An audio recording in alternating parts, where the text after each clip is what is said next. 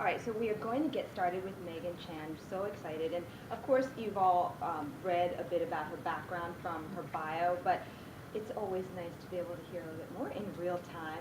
So why don't we just begin, as they say at the beginning, Megan. I think a lot of people, when they reach the level that you have in your career, want to know how did they actually, get started. So I know that we've chatted a bit in our pre-interview, so I'm kind of privy to a few things. But tell really Sure. our wonderful audience tonight how you really started to get into the, I guess, political media coverage kind of scene in the arena.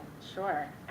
So I am originally a West Coaster from Silicon Valley, and my dad's an engineer, my mom's a musician, and I always told them I never want to do anything with digital stuff. I was like, I am going to be a print reporter for classical music.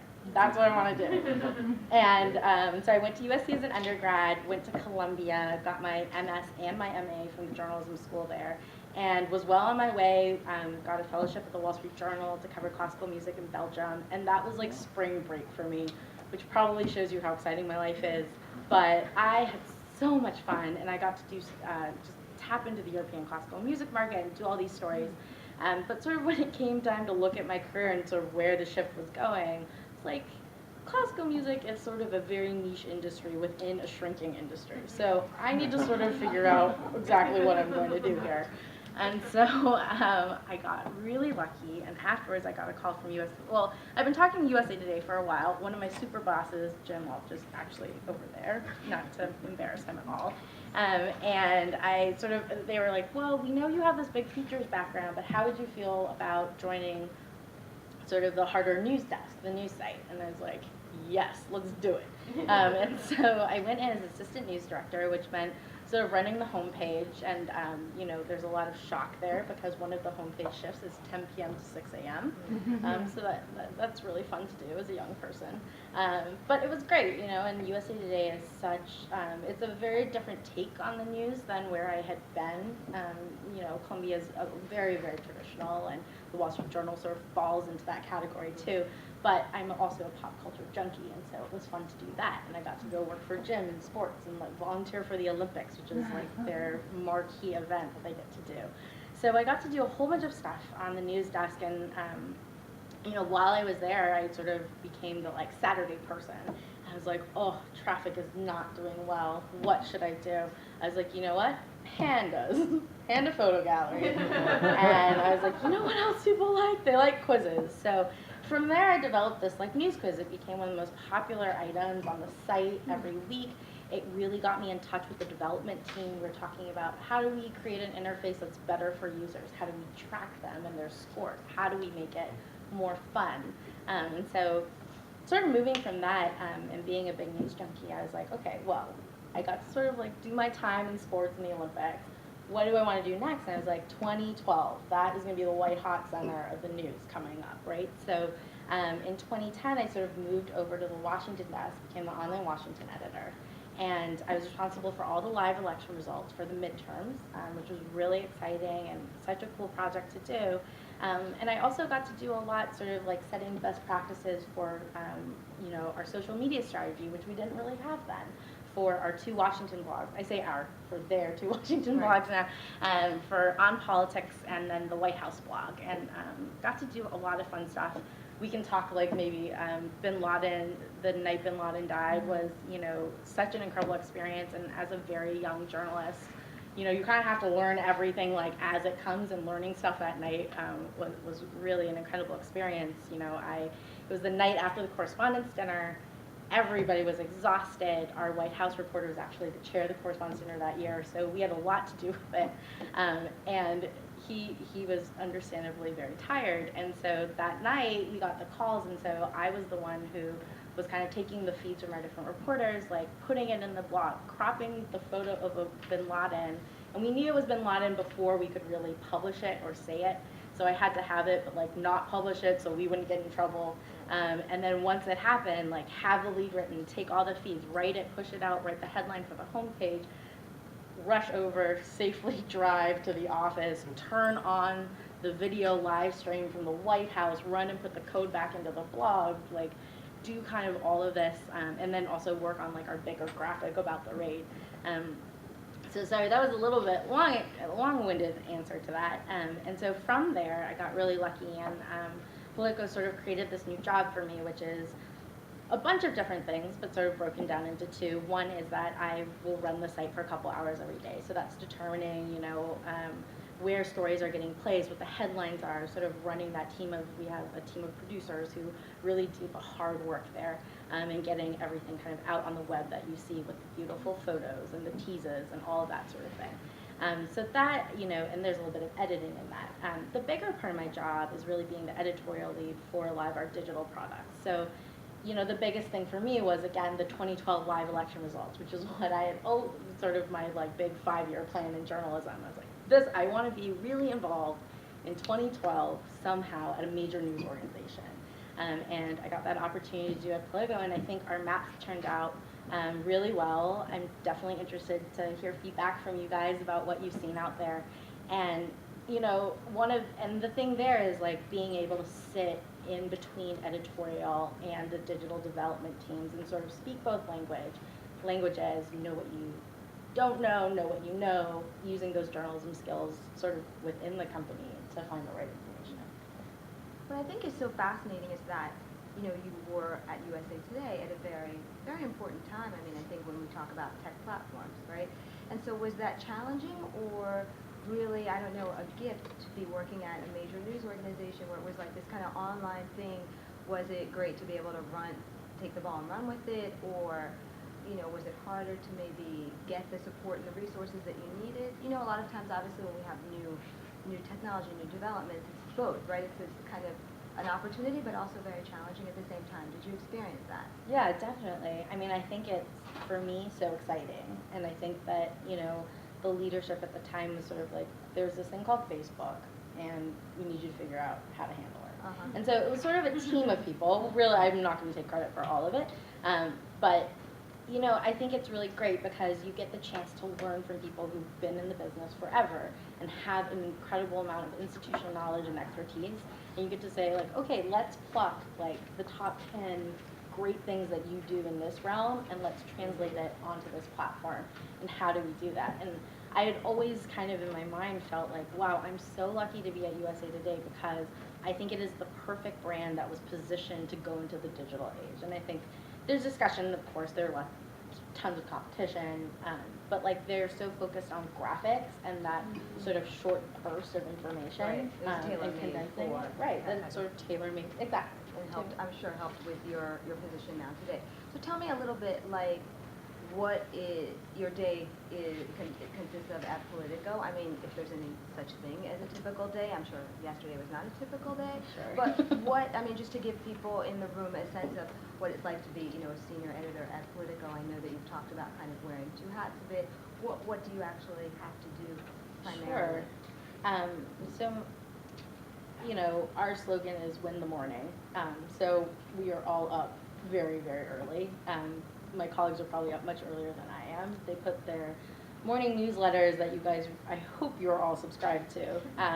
Those get put away probably somewhere between 3 to 5 in the morning.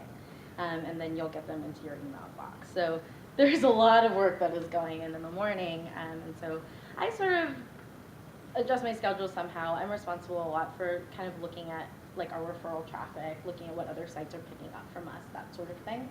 And then, there's not really a typical day. We'll kind of go in and kind of see what's on the map. So, kind of in the past couple of weeks, the focus has really been on the elections and getting those live results up and running those sorts of tests. And we can sort of talk a little bit piecemeal about how these big graphics or interactives come together if you're interested in that. And, trying to kind of figure out, okay, we have all these different projects. In addition, one thing I've been doing is managing the launch of our new magazine, which is going to be coming out next week. 14th. Yes. Write it down. Write it down. So the site will be coming out on the 14th, and then the print publication will be coming out on the 15th. So you can pick that up. Shameless plug, you can pick it up wherever you get Politico currently. You'll also be able to get the magazine. And so kind of looking at that, it's been really interesting for me because, like I said, I've been at sort of the crux of editorial and digital, which is so fun for me. And now I've kind of been able to get a little bit more experience with the business side of things, you know, and I think that Politico has a really smart business model for what we do, and I think it's, you know, the priority has always been for us, and you'll hear Jim and John talk about it a lot, is that it's really about good quality journalism and the real belief that if we provide real meaningful journalism, that you have to read Politico in order to do your job. If you work on the Hill, if you're a lobbyist, if we can accomplish that for you, then we can monetize that as well. And so it sort of funds that like good quality journalism.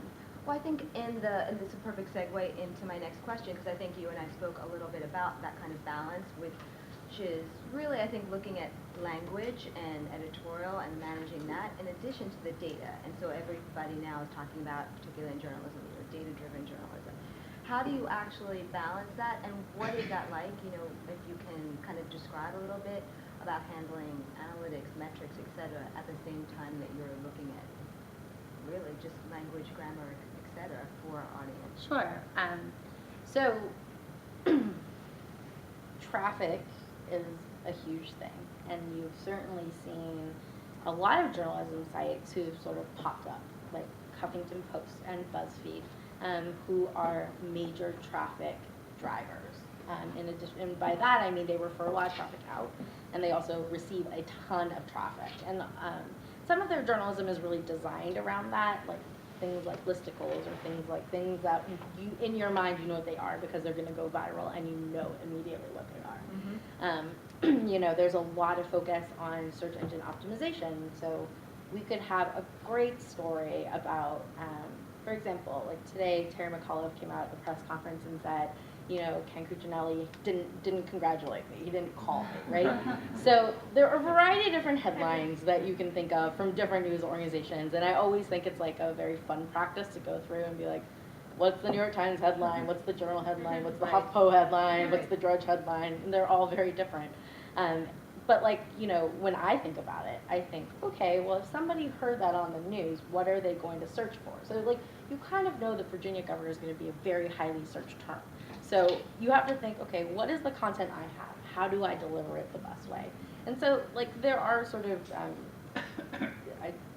more shameless things you can do to game the system.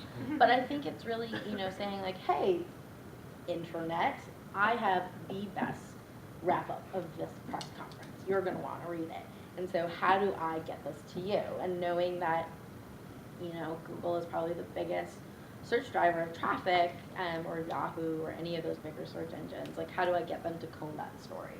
And so I think that there are ways around it, and I talk a lot with our, we have somebody who full-time is dedicated to analytics at our, at Politico, and we talk a lot about this and saying like, okay, what are the top terms, you know, that you're interested in, and like what makes sense editorially? Like, you know, we always try to keep the integrity of the editorial side. We're never going to write a headline that is gratuitous or anything like that. And you know, it's specifically too, like we handle very sensitive material politically, and so we always have to make sure that it's very fair and balanced in both ways. And so you know, I always say like a good day at Politico when I know I'm doing things right is when I get angry emails from Republicans and Democrats. Like if everyone is yelling at me that day, then I know it's a really good day for us.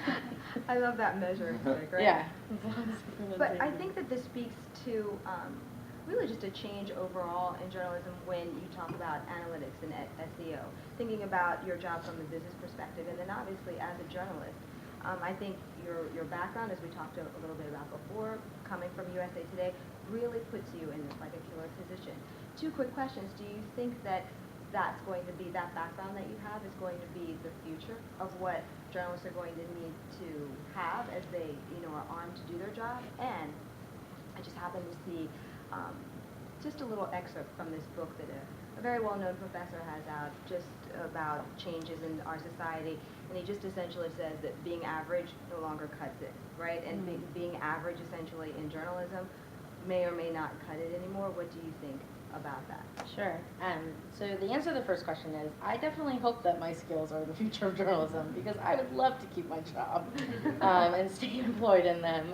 So, I mean, I think that a lot of people take a lot of different routes. I think that if you want to be you know, just a reporter and you want to cultivate the sources, I think those are exactly the same skills you needed 10 years ago. But I do think like it has evolved. Like you do need to file faster. You need to file like 5 minutes ago, not like the 10 o'clock deadline. And that 10 o'clock deadline or whatever it was still really difficult. So I think it's even harder now. And you have to be right and first, right? Like being right and like third doesn't really cut it anymore. That said, it's better to be like right and third than wrong and first, right? So, which unfortunately CNN has learned that the hard way. And other outlets too. It's about the pressure of really getting information out quickly today. So it's just going to happen. right, and I think, you know, all news organizations like really understand that about each other, and that it's really easy to laugh at each other's very public mistakes because we have very public jobs, but eventually it comes your turn and you will dive into the empty swimming pool. And it will hurt really badly. So I think we kind of all understand that. But you know, when we were talking about like average no longer cuts it, like I kind of wonder, you know, what that standard is because I'm not sure that like average has ever really cut it. Like who has ever changed the world with average, right? So I think it's a different, you have to be kind of like smarter and more innovative. And I think there's so much more competition out there now. You know, a lot of people talk about citizen journalism and anyone can run a blog and anyone can be a reporter. And I don't really believe in that, but I do believe that the barrier to entry is much lower than it was in the past. You can create beautifully edited video. You need some sort of training or journalistic brain, and I mean some of the best journalists out there, some of them maybe didn't even make it through college, you know, but like they're really smart people and they have really good instincts. And so I think now the skills, I think it sort of depends like where you want to go, and I feel so lucky and so blessed that I'm kind of in this time period where it is a changing field, and like I can't have this job as like not quite an editor, but kind of this like digital editor, and I get to think really editorially. Like when we think about like the election results, like I hope that we make it look easy. But like for example, in the last election, because of the census, there was redistricting, which is all 435 House races. But sort of the question comes up for editorial is, how do we handle it? All the data guys and all the development guys are like, this is great. I have all these districts and I am importing them through this API and this is how it turns out. But what we know is like, actually you have to redraw those geographic lines. How do you do that? And not only that, if Texas adds 4 districts, the last 4 numerical districts aren't necessarily the actual new districts, because maybe the new districts are like 10 and 12 or something like that. And so that becomes an editorial question in sort of how do we display, how do we express that data in an accurate way. And so very luckily, we had sort of the human computer of elections at Politico at the time. And we went through 435 House races, and we're like, okay, Kucinich gets redistricted out. Who is this district now? Where is his old district? Like, is it D? Is it R now? And that all factors into the balance of power. And so you may have noticed on election night, our balance of power bar and our sort of like gains and losses in the House was about 2 off from some of the other news organizations, and it's because we went through and calculated it that way. And if you had not gone through, and I mean, some of those calls were just so arbitrary, and so I feel like our numbers were correct, and I was really proud of that because I think it was the perfect synergy of the development team and the editorial team really working together to get a really quality product out, and a really important number at the end of the night for what it was. I don't know how we got onto that path. It was just talking about just different elements that you need to have maybe now and in the future to be able to succeed in journalism. And what is journalism? You know, really right now I think it's being redefined, the term, you know, who's a journalist, what that really means. So all of that, you know, definitely comes into play. Yeah. But I think that Politico is in a very interesting kind of position as we look at more and more of the interest around, you know, just kind of politics as it were. And so I loved how you told me before, kind of in our pre-interview session, that you guys care more if, like, Nancy Pelosi is reading Politico rather than, okay, we've got to get numbers up, we've got to get more readers, which, you know, might be a concern, typically is a concern of, I guess, everybody else out there, whether it's Washington Post, what have you. But I think that you're able to do this and talk with us a little bit more about this because I'm just really impressed with the whole just kind of business model and the way Politico works and the talks and the this and the that.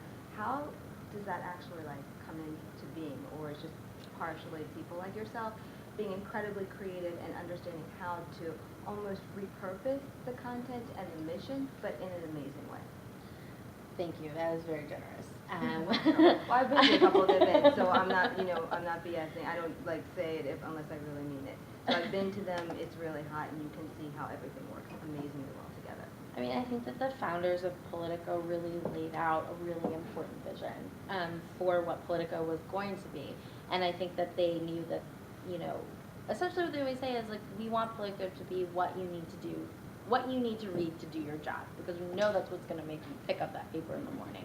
We know that's what's going to make you subscribe to, for those of you who don't know, we have some pro verticals, and so those are paid subscription only, and they are split up into a bunch of different ones we just launched, but it's like healthcare, tech, energy, what's our other, defense, or anything like that. So if you work in any of those lobbying realms or any of those subject matters, we are giving you like the micro updates of your life. Like, this bill is now moving. This is the little thing that pops, that sort of thing. And that's sort of all part of the mantra. And I think though that like the thing about politics is that it happens to be an industry that runs the country, right? It's not just like it's a niche industry, but it's a niche industry that governs the United States. And so I think that what we think of, okay, like we are gonna tell like the insiders what they don't know. That's a very different thing than we are gonna tell people on Main Street what they don't know. And I, coming from USA Today, like I don't buy that like person on Main Street doesn't know anything about politics. I think that people are really engaged and people want to know. And you have to make it sort of digestible for kind of all these different audiences. And so I think what you get at Politico is you get these really interesting stories that, we have, like, we will quote the principal. We don't quote staffers very rarely. We go right to the source and try to cut through it and talk about things that maybe not everybody is talking. And so, like, one of our most successful stories back in 2012 was a story, and the headline was, "Is Rick Perry dumb?" Question mark. Question mark. Very clearly. And, that story, I did not work on it, but, and that was sort of when I first got there, but, like, that story was like a Politico story because everybody was asking that question, and we weren't saying, like, what we thought. We were just saying, like, this is what everybody in Washington is talking about. So this is what we're going to write about and what we're going to investigate. So, I mean, I think that's kind of like a fun example. I don't want to say fun, but, that's like kind of more of a poppy example of something we'll write that I don't think you'll see at a lot of other news organizations at sort of that caliber of journalism. But you'll also see, like, in 2012, like, we broke the story about the Herman Cain and sort of the, sexual harassment claims about him. And so, we'll do those sort of more investigative pieces as well. So I think it's like a combination of different things. And let's talk a little bit about video on the site, because obviously video drives just about everything on the web right now. It's videos and listicles, like kind of, fighting it out. How do you determine what you want to have as video content on the site, and how do you kind of position it so that the reader really engages with it? And I know that we've seen things like, okay, people only watch video if it's 2 minutes, now it's up to 5.32. I mean, it's really something that I think a lot of people and organizations are trying to figure out. What's Politico's answer for this? Sure. I mean, I think video is definitely I think every news organization is trying to figure out what do we do with video. There are so many different platforms. You have incredible competition. How do you produce, unique content that people are going to use? And obviously, too, the advertising dollars, the pre-roll that you see on there is a huge factor in determining what that player model looks like. In terms of the content, I sort of work in conjunction with them on bigger events. So, like, last night, if you were watching Politico, you would have seen a live stream event that we had with 2 of our reporters, and then also John Harris, who's our founder, and them sort of talking about it. And in 2012, you saw us do a ton of live shows that were on ABC7 and News Channel 8, which are, well, at this time are kind of like our sister company. So, I mean, I think you know, for the video editors, when they're thinking about their programming, they're thinking about the talent that they have in the newsroom to put on. Politico is really based. You'll see a lot of our reporters on TV all the time. And that's a very intentional strategy they've had from the beginning, knowing that they need to get that voice out there. If you're kind of talking about what content we produce, like, we are obsessed with our live stream, and I hope you all come and visit it. Every White House briefing, we live stream it. Almost every concession or victory speech that we can, we do that. We have now the ability to do 2 live streams, and so we know that there's actually a really high demand for that type of like raw content that we see. And then you'll also see us do pieces like, here's what you need to know, here's what happened last week, or top 5 things you need to know about the Virginia's governor's race. And that taps into, that usually will pair with an article that we're doing, and so that is just like another example of the newsroom like really roping together its resources and saying like, okay, we have spent 3 weeks following the Virginia's governor's race to produce this sort of inside look. Like, how do we leverage that for social? How do we leverage that for video? How do we leverage that for photo? And eventually, you know, Politico is really centered in, I think by virtue of how young it is very digitally focused in a way that other news organizations aren't necessarily. Print product is still really important, and I think people discount how important print is to a lot of the other bigger news organizations. Like, print is not dead. I think there is a huge need for it. It's just a different medium, and people have to kind of adjust to where print sits now in the media world. It's not the primary place for consumption anymore. And so, you know, with Politico, we focus like on the site, getting the news first. And so we really hope that when we have our breaking news alerts, like, we beat everybody. And I think that's like a thing at other news organizations though, is that you get a lot of, there's like that sense of pride when like your alert hits everyone's boxes here, and then everybody else is sort of stacked up after that. Makes you feel happy, right? Yeah. I want to move now and really only a couple more questions so I can open it up to the audience. But it was perfect timing. I was invited to a lunch at Brookings Institute just a few days ago. They were talking about tribal media, right? And so 2 of the authors there, they have a new book coming out, and they were just talking about how they really feel that tribal media has created a kind of vibe within political coverage that makes it all about the horse race, if you will, that Jill Abramson has spoken about as well from the New York Times. That it's all about just numbers and who's up, who's down, and we're for this team, we're for that team, and it doesn't really give potentially or theoretically the American public the opportunity to learn and be educated. What do you feel about that? Do you feel that's accurate or not? And if either way, how does Politico kind of position itself within all of that? Sure. I think that there's certainly an aspect of that now, given how easy technology is for anybody really to access and express their point of view. I think that, you know, but I think that there are major players who try to cut through that noise. And, you know, there is, just with the digital age, like, you get updates faster on everything like that. But you do see, you know, the New York Times, I think, definitely covers the horse race of it, right? They had sort of like Nate Silver saying, but they also do like incredibly thoughtful pieces about the state of play, and they'll do pieces about, you know, profile pieces, and that's what Politico does too. You know, we definitely are going to cover, we are absolutely going to cover up to the moment polls, breaking news, anything like that. But we also kind of will take a step back, and like one of our sort of features that we always think about is like, what are the 5 takeaways from Sebelius's, you know, testimony?